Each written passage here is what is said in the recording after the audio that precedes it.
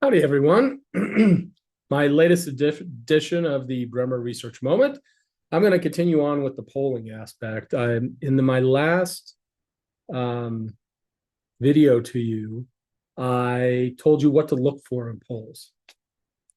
So I've done that, and I've parsed out who I think is going to win each state. And I've come to the grand conclusion that we still don't know. What I've got, given following the independents, looking at trends, um, abortion comes into play.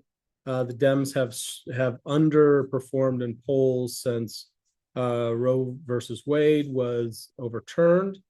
Um, so I parsed out everything into the electoral map, and nobody gets to 270. There were three states I was unable to call, even after looking at all the data. And those three states will determine the presidency. Interestingly enough, one of the states is the state everyone thinks of in this election, Pennsylvania. Pennsylvania remains extraordinarily important. The other two states that I'm unable to sort of go one way or another on are not, people are talking about them, but they're not the states that, sort of come top of mind necessarily. The other two states I find vitally important right now are North Carolina and my current home state of Nevada. Um, they actually have disparate. The three of them that I've left uncalled have disparate electoral votes. But here's where I end up when I parse things out. Right now, I have Harris closest to the victory. I have her at 267. She needs 270. I have Trump at 230. And what this virtually means, because Nevada is the smallest of the states left uncalled, if Harris wins Nevada, in my model, she wins the presidency. If she wins any of the three states, she wins the presidency. However, it's entirely possible that Trump sweeps those three states. If you look at polling averages, which I told you not to do, but if he went ahead and did that, I believe he's leading in all three. As I said, independents are a slightly different story, and it'll come down to turnout on election day, but also who's voting early. We're not able to take sort of our traditional hints from early voting, and I caution people from doing so.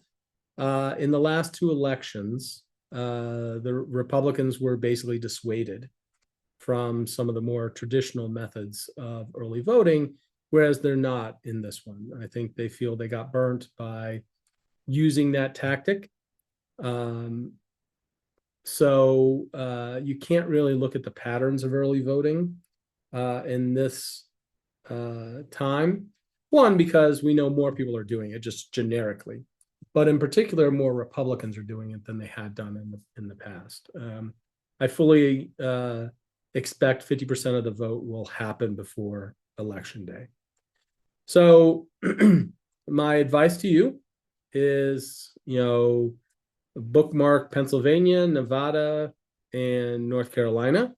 Look at how they're going. Now, all of this is with the caveat that even in the states that I've called, it's really, really close.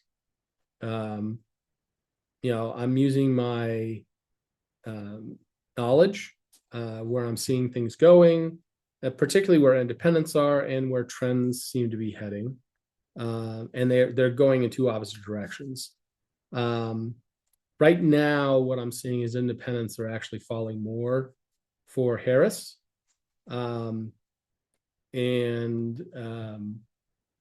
It's not by much, but it's very slight. We are seeing a trend among independents.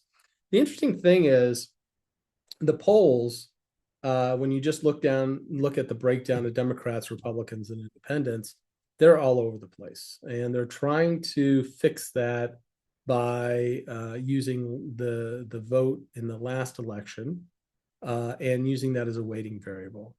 That can be decent. I've done all of the work over time on whether you use it as a weighting variable. I actually don't think you do, but there are many people for good reasons that think you should, that fixes a lot of issues. The other thing is, in the last election, the polls tended to underperform on Trump's vote. And I think that many of the pollsters are very sensitive to that. And what we've seen in the past is when pollsters try to fix something, they actually send it in the opposite direction. So if anything, I would bet that there's actually a Trump bias in the current polls. Again, not by a lot, maybe by a point, but in this election, a point matters. So we'll see where things go. I just wanted to give you guys an update on what I'm seeing. The headline is, it's still really close. It's going to remain close. Right now, I see Harris having the inside track. She needs to win one of the 3 pivotal states that I've identified. But will she? As I said, I think Nevada, I think it's actually split 50-50, but in the top line results of polls, I believe that Trump might be leading by as much as a point in Pennsylvania and half a point to a point in North Carolina. The other thing to look at in North Carolina, and we'll track that as votes are coming in, is whether you never want to connect bad things to voting, but the flooding that happened there, particularly since it hit rural areas more, may actually have an impact on the vote. Again, not a huge impact, but a small impact. I believe it'll actually have a bigger impact in Florida, but Florida has just gone so far Republican that, while there's a chance that Harris wins, I think it's probably less likely that she wins, even with all the issues they've had from the hurricane season. So we'll see where things are. We're going to be following it. I'll set up some ways of looking at the election as votes are coming in. You can challenge what you're thinking and where folks are overperforming versus where they're underperforming can give you a good early read on how things are going. Anyways, take care, everyone. Have a wonderful weekend, and I'm sure I'll be back to you on Monday or Tuesday. Take care. Bye-bye.